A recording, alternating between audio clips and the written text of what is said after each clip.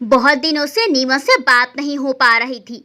जब भी फोन मिलाने की सोचती, कोई ना कोई काम आ जाता। नीमा मेरी छोटी बहन है और मेरी बहुत प्रिय है। मौसी की चिंता ना करो माँ, वे अच्छी भली ही होंगी, तभी उनका फोन नहीं आया।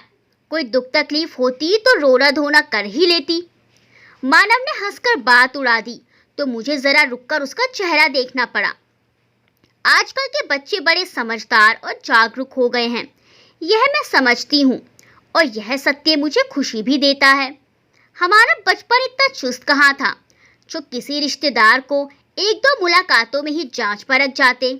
हम तो आसानी से बुद्धू बन जाते थे, और फिर संयुक्त परिवारों में बच्चों का संपर्क ज्यादातर बच्चों के साथ ही रहता था। बड़े सदस्य आपस में क्या मनमुटाव, क्या मेल मिलाप करके कैसे कैसे गृहस्थी की गाड़ी खींच रहे हैं, हमें पता ही नहीं होता था। आजकल 4 सदस्यों के परिवार में किसके माथे पर कितने बल आए और किसने किसे कितनी बार आंखें तरेर कर देखा, बच्चों को सब समझ में आता है।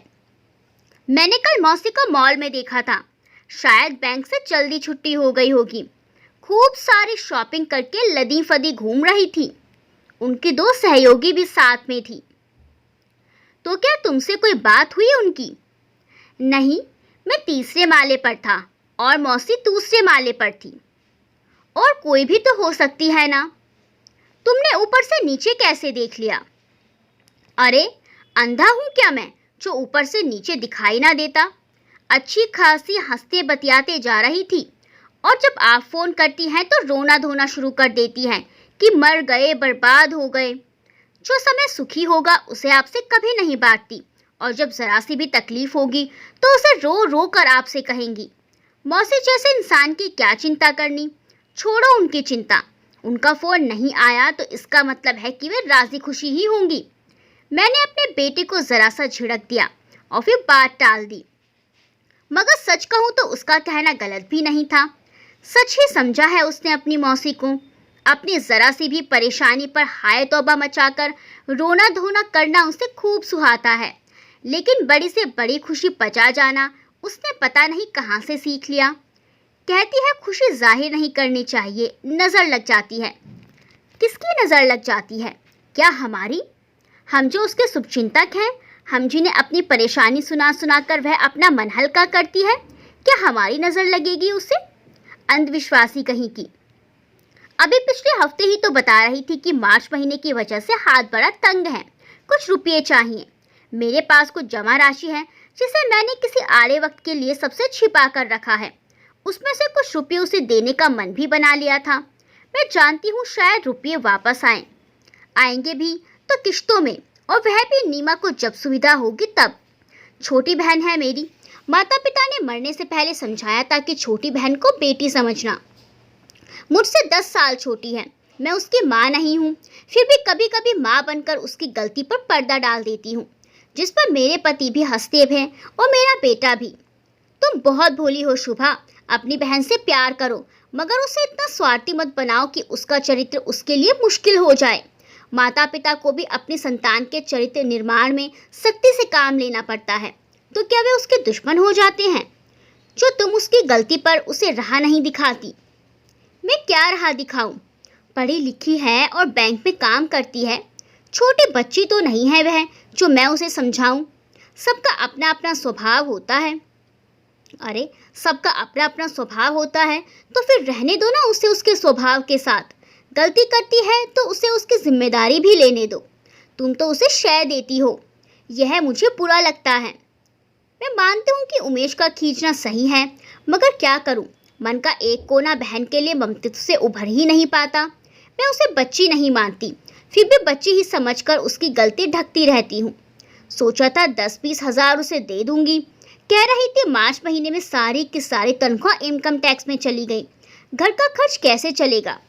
क्या वह सत्य से अवगत नहीं थी कि मार्च महीने में इनकम टैक्स कटता है? उसके लिए तैयारी क्या लोग पहले से नहीं करते हैं? पशु पक्षी भी अपनी ज़रूरत के लिए जुगाड़ करते हैं, तो क्या बरसात के मौसम के लिए छाते का इंतजाम नीमा के पड़ोसी या मित्र करेंगे? सिर मेरा है तो उसकी सुरक्षा का प्रबंध भी मुझे ही करना चाहिए। मैं हैरान हूँ कि उसके पास तो घर खर्च के लिए भी पैसे नहीं थे, और मानव ने बताया कि मौसी मॉल में खरीदारी कर रही थी, सामान से लनी फदी घूम रही थी, तो शॉपिंग के पैसे कहाँ से आए। सच कहते हैं उमेश कि कहीं मैं ही तो उसे बिगाड़ नहीं रही। उसके कान मरोड़कर उसकी गलती का एहसास तो कराना ही चाहिए ना। कुछ रिश्ते ऐसे भी होते हैं जिनके बिना गुजारा नहीं चलता, लेकिन वही हमें तकलीफ भी देते हैं। गले में स्थापित नासूर ऐसा ही होता है जिसे काट कर फेंका नहीं जा सकता। उसी के साथ जीने की हमें आदत डालनी पड़ती है। निभाते निभाते बस हम ही निभाते चले जाते हैं और लेने वाले का मुंह सिरसा के मुंह जैसा खुलता ही जाता है। 40 की होने को आई है नीमा। कब अपनी गलत आदतें छोड़ेगी? शायद कभी नहीं, मगर उसकी वजह से अक्सर मेरी अपनी गृहस्थी में कई बार अव्यवस्था आ जाती है। अक्सर किसी के पैर पसारने की वजह से अगर मेरी भी चादर छोटी पड़ जाए तो कसूर मेरा ही है। मैंने अपनी चादर में उसे पैर पसारने ही क्यों दिए? माता पिता ही हैं जो औलाद के कान मरोड़कर सही रास्ते पर लाने का दुस्साहस कर सकते हैं। वैसे तो एक उम्र के बाद सबकी बुद्धि इतनी परिपक्व हो जाती है कि चाहे तो पिता का कहा भी ना माने तो पिता कुछ नहीं कर सकता, मगर बच्चे के कान तक हाथ ले जाने का अधिकार उसे अवश्य ही होता है। मैंने शाम को कुछ सोचा और फिर नीमा के घर का रुख कर लिया। फोन करके बताया नहीं कि मैं आ रही हूँ। मानव कोचिंग क्लास जाता हुआ मुझे स्कूटर पर छोड़ता गया। नीमा तब स्तब्ध रह गई जब उसने अपने फ्लैट का द्वार खोला। दीदी आप? नीमा ने आगे पीछे ऐसे देखा जैसे उम्मीद से भी परे कुछ देख लिया हो। दीदी आपने फोन भी नहीं किया। बस सोचा तुझे हैरान कर दूं। अंदर तो आने दे, दरवाजे पर ही खड़ा कर दिया। उसे एक तरफ हटा, मैं घर के अंदर चली गई। सामने उसका कोई सहयोगी भी था। मेज पर खाने पीने का सामान सजा था। होटल से मंगाया गया था। जिन डब्बों में आया था उन्हीं में खाया भी जा रहा था। पुरानी आदत है नीमा की, कभी प्लेट में सजाकर सलीके से मेज पर नहीं रखती। समोसे पकौड़े तो लिफाफे में ही पेश कर देती हैं। पेट में ही तो जाना है, क्यों बर्तन झूठे किए जाएं। मुझे देखकर वह पुरुष सहसा असहज हो गया। सोचता होगा कैसी बदतमीज है नीमा की बहन, एकाएक सिर पर चढ़ाई। अपना घर है मेरा, फोन करके आने की क्या तुक थी भला। बस बैठे बैठे मन हुआ तो चली आई। क्यों, तुम कहीं जाने वाली थी क्या? मैंने दोनों का चेहरा पढ़ लिया मैंने कि कुछ अनचाहा घट रहा है उनके साथ। तुम्हारी तबीयत ठीक नहीं थी, इसीलिए सोचा देख आऊं। हाँ, विजय भी हालचाल पूछने ही आए हैं। ये मेरे सहयोगी हैं। मेरे ही प्रश्न ने नीमा को राह दिखा दी। मैंने तबीयत का पूछा तो उसने झट से हालचाल पूछने के लिए आए सहयोगी की स्थिति साफ कर दी, वरना झट से उसे कोई और बहाना नहीं सूझ रहा था। मेरी बहन है नीमा, भला उसी के रंग ढंग मैं नहीं पहचानूंगी? बचपन से उसकी एक एक हरकत से मैं उसका चेहरा पढ़ के भांप जाती हूँ। 10 साल छोटी बहन बहुत लाडली है। 10 साल तक मेरे माता पिता मात्र एक ही संतान के साथ संतुष्ट थे। मैं ही अकेलेपन की वजह से बीमार रहने लगी थी। मौसी और बुआ सबके 2-2 संतानें थी और मेरे घर में मैं अकेली। बड़ों में बैठती तो ये मुझे उठा देते कि चलो अंदर जाकर खेलो। क्या खेलो, किसके साथ खेलो? बेजान खिलौने और बेजान किताबें, किसी जानदार की दरकार होने लगी थी मुझे। मैं चिड़चिड़ी रहती थी, जिसका इलाज था भाई या बहन आने वाला हुआ तो माता पिता ने मुझे समझाना शुरू कर दिया कि सारी जिम्मेदारी सिर्फ मेरी ही होगी। अपना सुख दुख भूल मैं नीमा के ही सुख में खो गई। 10 साल की उम्र से ही मुझ पर इतनी जिम्मेदारी आ गई कि अपनी हर इच्छा मुझे व्यर्थ लगती। तुम उसकी माँ नहीं हो शुभा, जो उसके माता पिता थे वही तुम्हारे भी थे। उमेश अक्सर मुझे समझाते हैं। अवचेतन में गहरी बैठ गई थी कि माता पिता द्वारा यह भावना कि नीमा उसी के लिए संसार में लाई गई है। मुझे याद है अगर हम सब खाना खा रहे होते और नीमा कपड़े गंदे कर देती तो रोटी छोड़कर उसके कपड़े माँ नहीं बदलती थी, मैं बदलती थी। जबकि आज सोचती हूँ क्या वह मेरा काम था? क्या यह माता पिता का फर्ज नहीं था? क्या बहन लाकर देना मेरे माता पिता का मुझ पर एहसान था? इतना ज़्यादा कर्ज जिसे 40 साल से मैं उतारते उतारते थक गई हूँ, और कर्ज है कि ख़त्म ही नहीं होता। आओ दीदी बैठो ना, अनमनी से बोली नीमा। मेरी नजरें सोफे पर पड़े लिफाफों पर पड़ी। जहाँ से खरीदे गए थे उन पर उसी मॉल का पता था जिसके बारे में मानव ने मुझे बताया था। कुछ खुले परिधान बिखरे पड़े थे आसपास। शायद नीमा उन्हें पहनकर देख रही थी या फिर दिखा रही थी। छठी इंद्री ने मुझे एक संकेत सा दिया। यह पुरुष नीमा की जिंदगी में क्या स्थान रखता है? क्या इसी को नीमा नए कपड़े पहन पहन कर दिखा रही थी? क्या बुखार था तुम्हें? आजकल मौसम बदल रहा है, वायरल हो गया होगा। कह मैंने कपड़ों को धकेलकर एक तरफ किया। उसी पल वह पुरुष उठ पड़ा। अच्छा मैं चलता हूँ। अरे बैठिए ना, आप अपना खाना पीना तो पूरा कीजिए। बैठो नीमा। मेरा स्वर थोड़ा बदल गया होगा, जिस पर दोनों ने मुझे बड़े गौर से देखा। उस पुरुष ने कुछ नहीं कहा और फिर चला गया। नीमा भी अनमनी सी लगी मुझे। बीमार थी तो यह फास्ट फूड क्यों खा रही हो तुम? डब्बे में पड़े नूडल्स और मंचूरियन पर मेरी नजर पड़ी। उन डब्बे में एक ही चम्मच रखा था। जाहिर है दोनों एक ही चम्मच से खा रहे थे। कुछ काम था तो तुमसे इसलिए फोन पर बात नहीं की। मुझे कुछ रुपये चाहिए थे मानव की कोचिंग क्लास के लिए। तुम्हारी तरफ मेरे कुल मिलाकर 40,000 रुपये बनते हैं। तुम तो जानती हो मार्च का महीना है। नीमा ने मुझे विचित्र सी नज़रों से देखा, जैसे मुझे पहली बार देख रही हो। चूँकि मैंने कभी रुपये वापस नहीं मांगे थे, इसीलिए उसने भी कभी वापस करना ज़रूरी नहीं समझा। मैं बड़ी गौर से नीमा का चेहरा पढ़ रही थी। मैं उसकी शाम बर्बाद कर चुकी थी और संभवतः नैतिक पतन का सत्य भी मेरी समझ में आ गया था।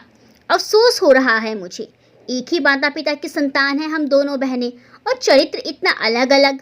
एक ही घर की हवा और एक ही बर्तन से खाया गया खाना खून में इतना अलग अलग प्रभाव कैसे छोड़ गया? मेरे पास पैसे कहाँ? नीमा ने जरा सी जबान खोली। क्यों? अकेली जान हो तुम, पति और बेटा अलग शहर में रहते हैं, उस पर तुम एक पैसा भी खर्च नहीं करती। कहाँ जाते हैं सारे पैसे? नीमा अवाक थी। सदा उसी की पक्षधर उसकी बहन आज कैसी जबान बोलने लगी? बोलना तो मैं सदा ही चाहती थी, मगर एक अवधारण था जीना सा खुशफहमी का कि शायद वक्त रहते नीमा का दिमाग ठीक हो जाए। उसका परिवार और मेरा परिवार तो सदा ही उसके आचरण से नाराज था। बस एक मैं ही उसके लिए डूबते को तिनके का सहारा जैसी थी, और आज वह सहारा भी मैंने छीन लिया। पाई पाई कर जमा किए हैं मैंने पैसे। मानव की दाखिले में कितना खर्च होने वाला है जानती हो ना। मेरी मदद ना करो, लेकिन मेरे रुपये लौटा दो, बस उनसे मेरा काम हो जाएगा। कहकर मैं उठ गई। काटो तो खून नहीं रहा नीमा में। मेरा व्यवहार भी कभी ऐसा होगा उसने अपने सपने में भी नहीं सोचा होगा। उसकी हसीन होती शाम का अंजाम ऐसा होगा, यह भी उसकी कल्पना से परे था। कुछ उत्तर होता तो देती ना, चुप बैठ गई। उसके लिए मैं एक विशालकाय स्तंभ थी, जिसकी ओट में छिपकर वह अपने पति के सारे आपेक्ष झुठला देती थी। देखो ना दीदी, अजय कुछ समझते ही नहीं है। अजय निरीह से रह जाते थे नीमा की उचित अनुचित मांगों पर। नारी सम्मान की रक्षा पर बोलना तो आजकल फैशन बनता जा रहा है, लेकिन सोचती हूँ जहाँ पुरुष नारी की वजह से पिस रहा है, उस पर कोई कानून, कोई सभा कब होगी? अपने मुंह पर कभी जीत क्यों नहीं पाई मैं? कम से कम गलत को गलत कहना तो मेरा फर्ज था ना। उससे परहेज क्यों रखा मैंने? अफसोस हो रहा था मुझे। दम घुटने लगा मेरा नीमा के घर में। ऐसा लग रहा था कोई नकारात्मक किरण मेरे वजूद को भेद रही है। माता पिता की निशानी अपनी बहन के वजूद से मुझे ऐसी अनुभूति पहले कभी नहीं हुई। सच कहूँ तो ऐसा लगता रहा माता पिता के रूप में नीमा ही मेरे सब कुछ, और शायद यही अनुभूति मेरे सबसे बड़ा दोष रही। कब तक अपना दोष मैं ना स्वीकारूं? नीमा की भलाई के लिए ही उससे हाथ खींचना चाहिए मुझे, तभी वह कुछ सही कर पाएगी। दीदी बैठो ना। नहीं नीमा, मुझे देर हो रही है, बस इतना ही काम था। कह नीमा का बड़ा हाथ झटक में बाहर चली आई। गले तक आवेग था। रिक्शा वाले को मुश्किल से अपना रास्ता समझा पाई। आंसू पोंछ के मैंने मुड़कर देखा, पीछे कोई नहीं था जो मुझे रोकता। मुझे खुशी भी हुई जो नीमा पीछे नहीं आई। बैठी सोच रही होगी कि यह दीदी ने कैसी मांग कर दी। पहले के दिए ना लौटा पाए ना सही, कम से कम और तो नहीं मांगे ना। एक भारी बोझ जैसे उतर गया कंधों पर से। मन और तन दोनों हल्के हो गए। खुलकर सांस ली मैंने कि शायद अब नीमा का काया पलट हो जाए।